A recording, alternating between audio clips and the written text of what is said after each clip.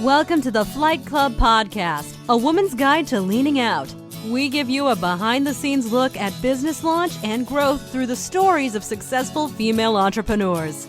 Here's your host, Felina Hansen, founder and CEO of Hera Hub.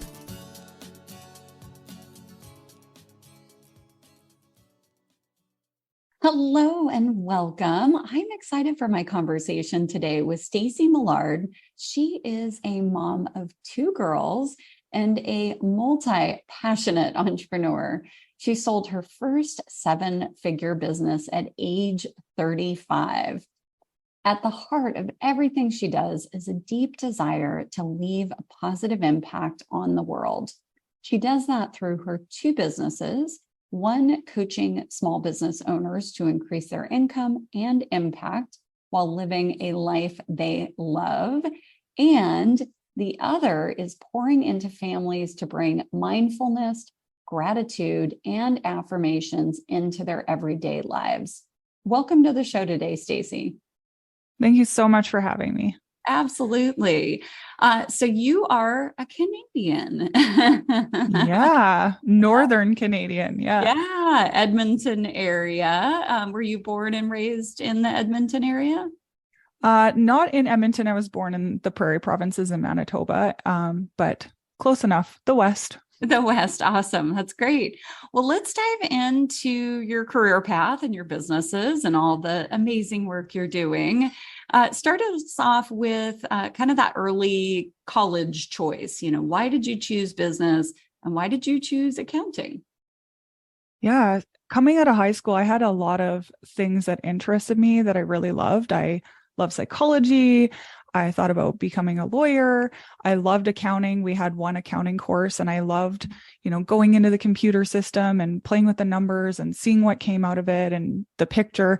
And honestly, I chose accounting because both of the other two, I was like, I don't know that I could do this for a career. I don't know that I could emotionally handle people's challenges every day without taking them on in psychology. And I didn't want the hours of a lawyer. So I was like, you know what, we're going to go into accounting. And it's funny because I really did find my calling there. I really enjoyed it. I always lived in the fast lane. So college for me, I really was strategic about how I was going to go about it.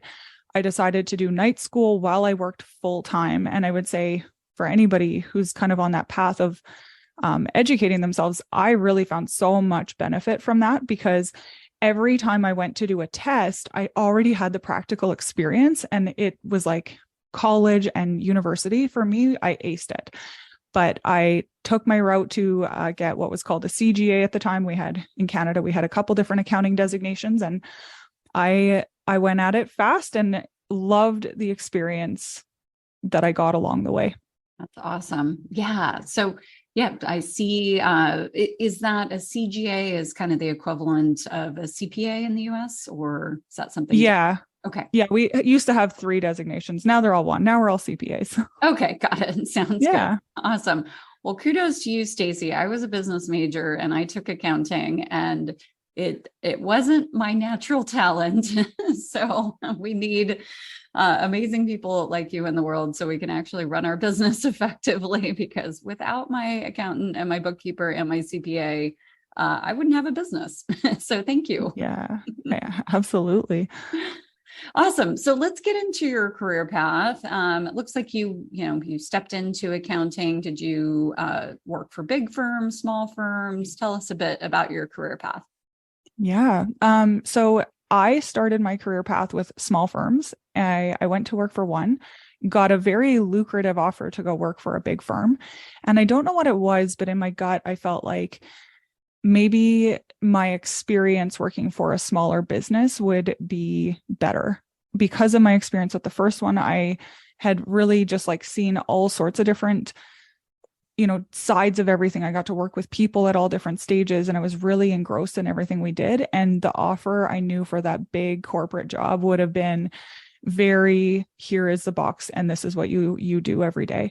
So I decided to stay with the smaller firms and it was the best. I got so much experience. I moved up so quickly because I literally learned on the job. And the only thing I would kind of put a caveat on is that I like to learn that way. Not everybody does that. Not everybody's that sink or swim. But I knew that about myself. So that's really how I approached my career progression.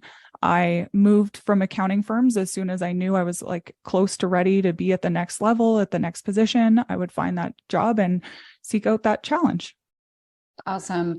I want to talk a bit about burnout. I know folks that have worked for larger accounting firms. In fact, one of the women that's on my advisory board is a CPA. She had a practice, sold it like you, which I want to get into. And she describes the level of burnout. You talked about, attorneys and working lots of hours. Were you able to escape that feeling of burnout by working for smaller firms? So in my work experience, I was not able to. I would say that realistically, my body became almost addicted to like the cortisol, that stress. And it wasn't until I owned my own accounting firm and we had multiple traumatic events happen kind of one after another that I really said like, hey, life has to change. And that is where I got to experience the other side where like, oh, we don't actually have to live this way. And so I made some pretty strategic changes in my business for that to happen. It was phenomenal having a firm that's like, hey, we don't work excessive overtime or overtime at all. Here's kind of the environment. It's not stressful. Like that was a badge that I wore proudly that we accomplished that. And I think it's a little bit funny because as we went through the process, I felt like, oh, I'm maybe the only accounting firm doing it, but I actually found others were starting to do the same thing, that there's a shift in, I don't know about the big corporations because they're usually pretty slow to adapt, but other firms where they're really trying to decide like, hey, we're going to set our businesses up differently so that we're not promoting this culture of burnout. Yeah. Awesome.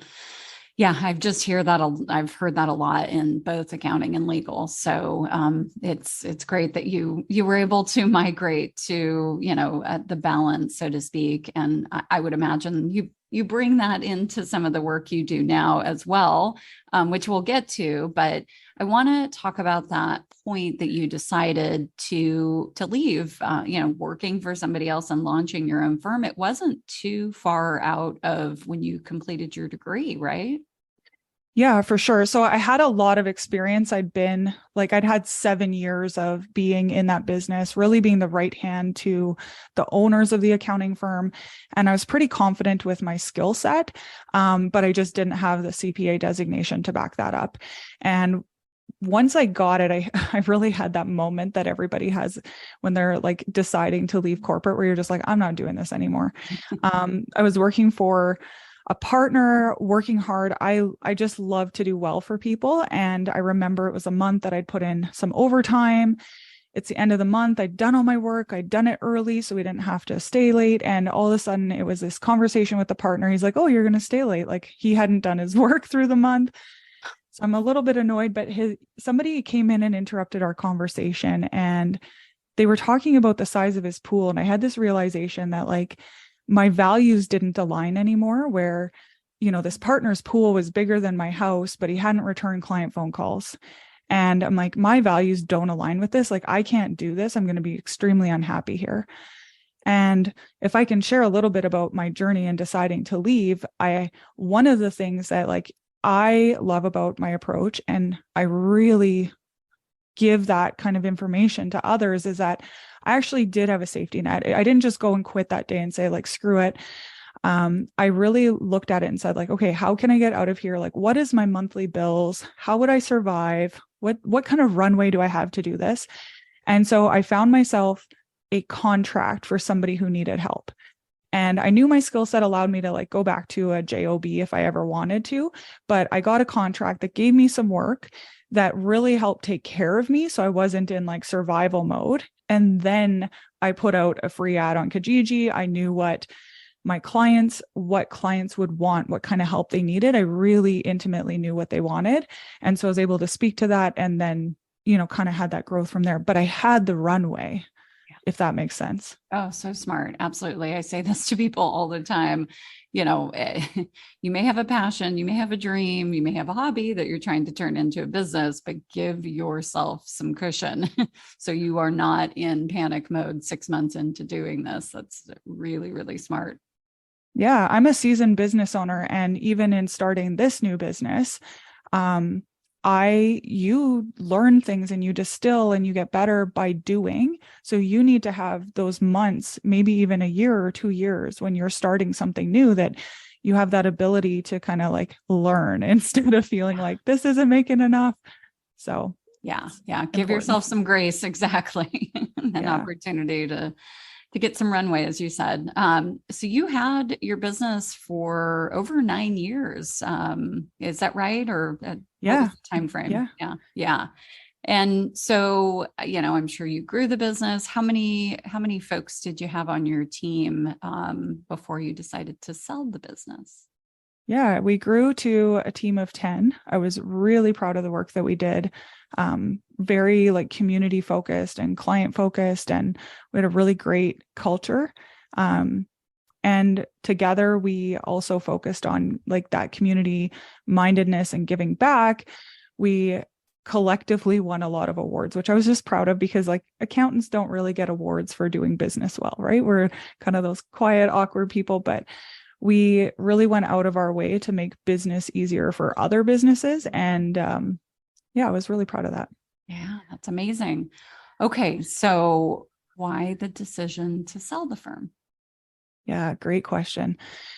I got to a point in business where we were really excelling. I didn't have to advertise. We had more referrals than we could handle.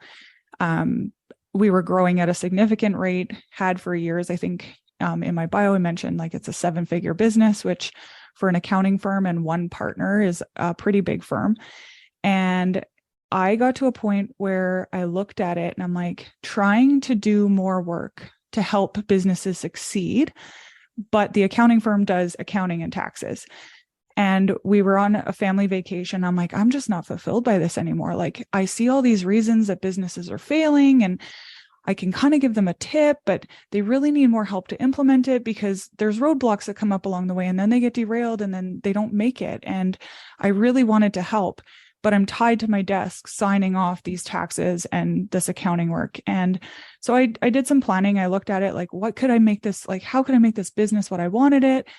And the picture of where I was at and what I wanted was so drastically different that I realized like, oh, I would have to rip this business apart. But you don't rip $1 million business apart. Like, that doesn't make any sense. Not so I decided wise. No, I'm just kidding. No, not even a little bit. It'd never be something I'd encourage. So I made the decision to sell and then focus on what it was that really was on my heart that I do have the expertise in. Wow. Okay, I want to unpack this a little bit more. How did that process go? You made this decision, and then where did you go from there? How did you, kind of position the business for sale? Who did you sell it to? Yeah. So the first piece that I would say is that in my leaving burnout stage, I didn't realize, but I was actually really setting my business up well to leave. In leaving burnout, I was like, realistically, this business can't be reliant on like one person. We have to be big enough that we're not reliant on like an exactly one employee or one customer. And I had done a lot of things to make the business a business instead of like a small business where we are the business. I wanted it to kind of stand on its own.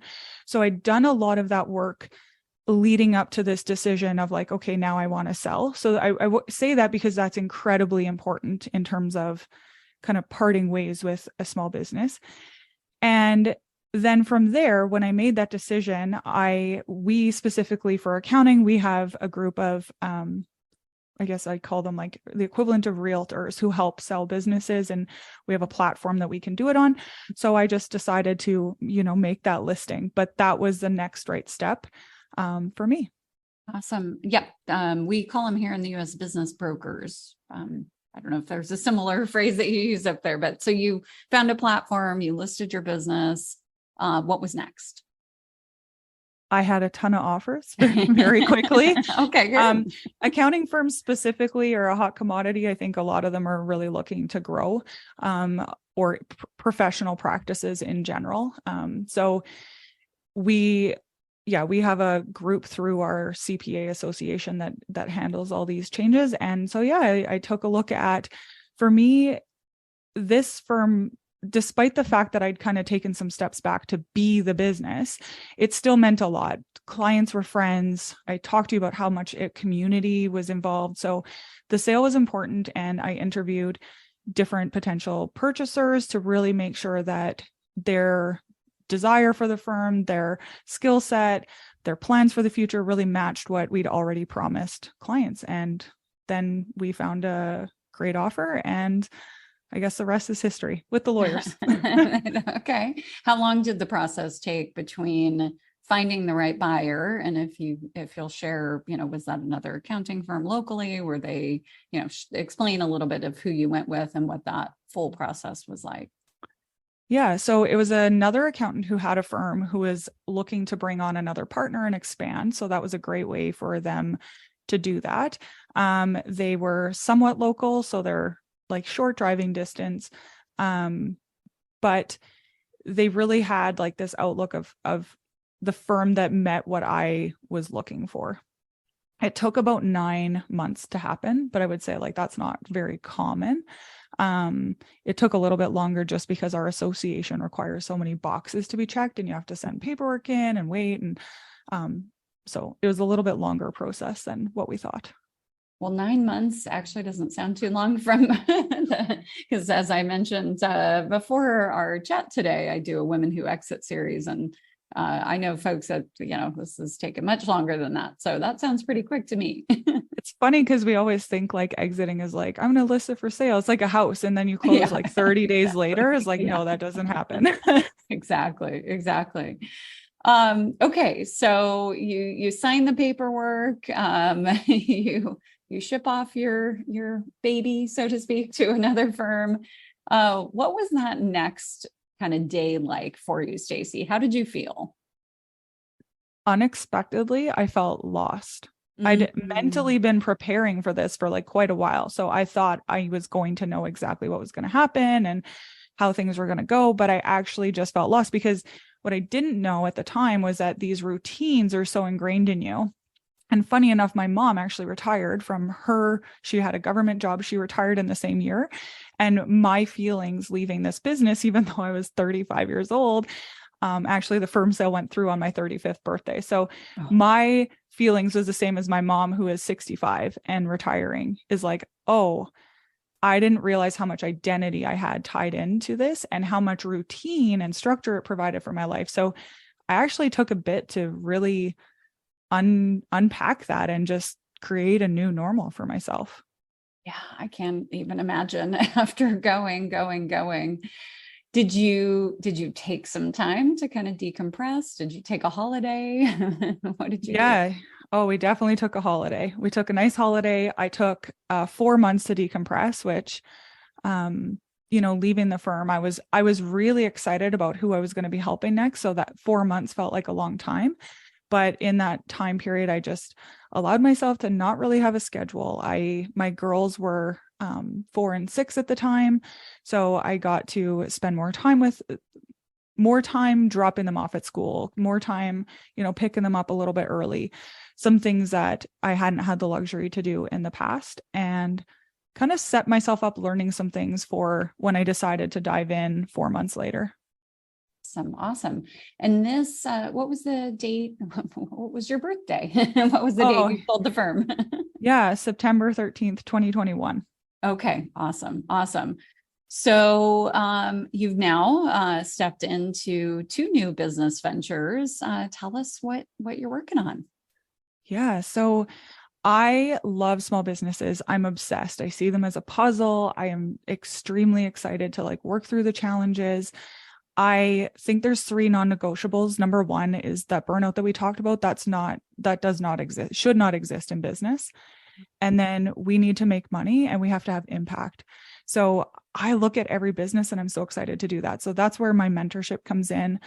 We have a few different ways that we do that through what I call the Small Business Club, and really pouring into entrepreneurs, but also around the summertime of last year. So about 6 months into like growing the Small Business Club, because it wasn't enough, I was like, I think that there's going to be more one day, and I know an opportunity is going to present itself. And sure enough, 2 days later, I saw an ad for a business that was for sale. It's a business that I had used with my family. I'm very passionate about bringing emotional resiliency and gratitude and joy to families. And this business called Love Powered Co. that does that went for sale. And I was like, oh, this feels like it's mine, and it's already happened. So that particular negotiation took the purchase went through on my next birthday. So it took about 2.5 months for that purchase to go through. Awesome. Okay. Describe that business. Yeah. So currently we have affirmation decks and connection decks and mindfulness decks that really bring that sense of connection and gratitude and joy to families. My little girl, I love it watching her use the cards and stand in the mirror with like so much conviction when she talks about herself. And she's like, I am creative and I am kind.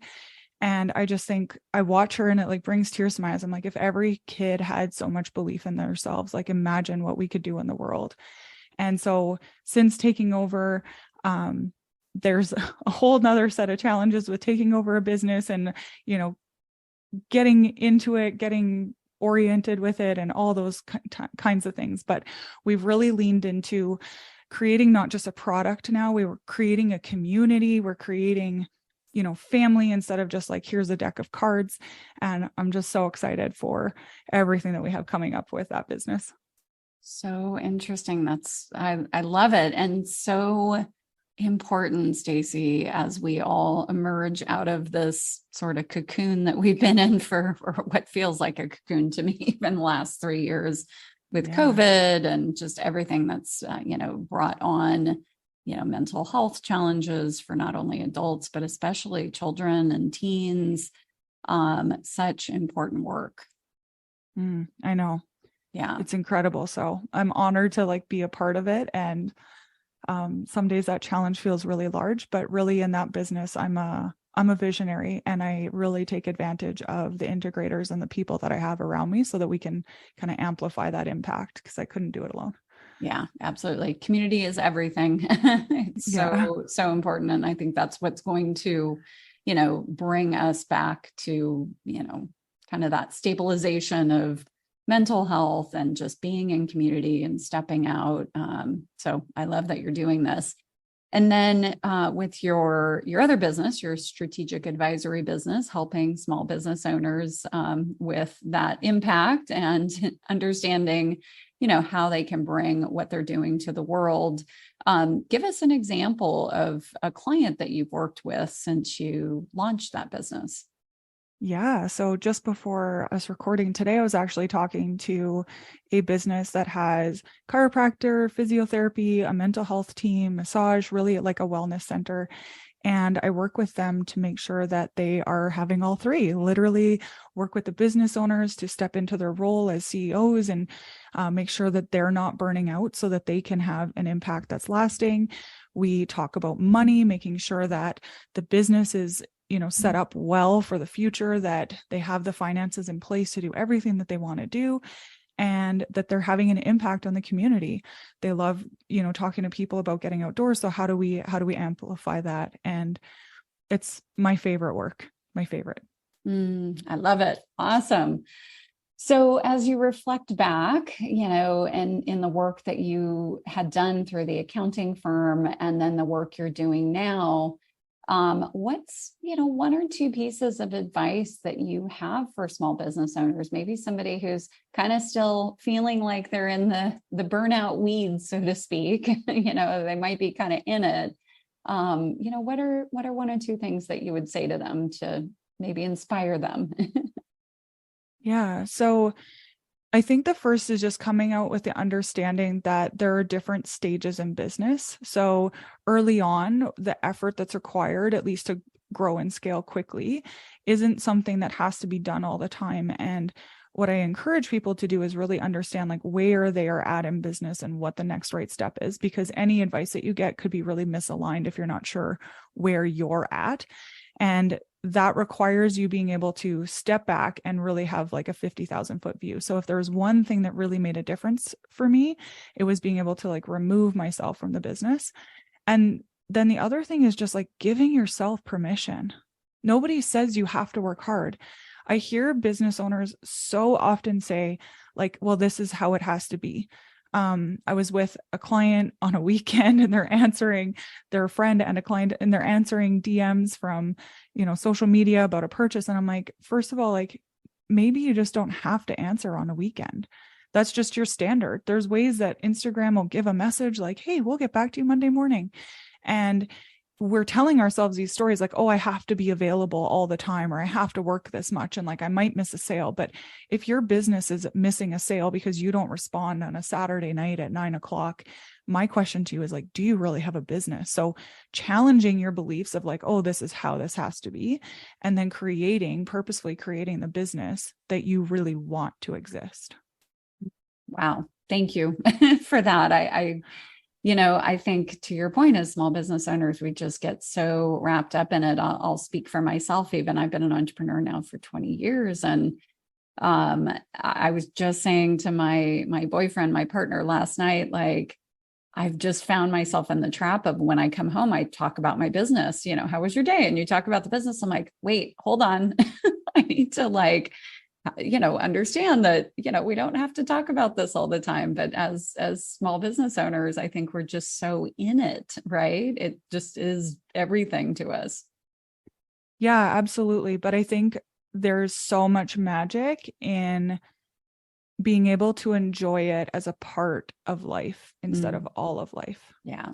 Such a good point. Awesome.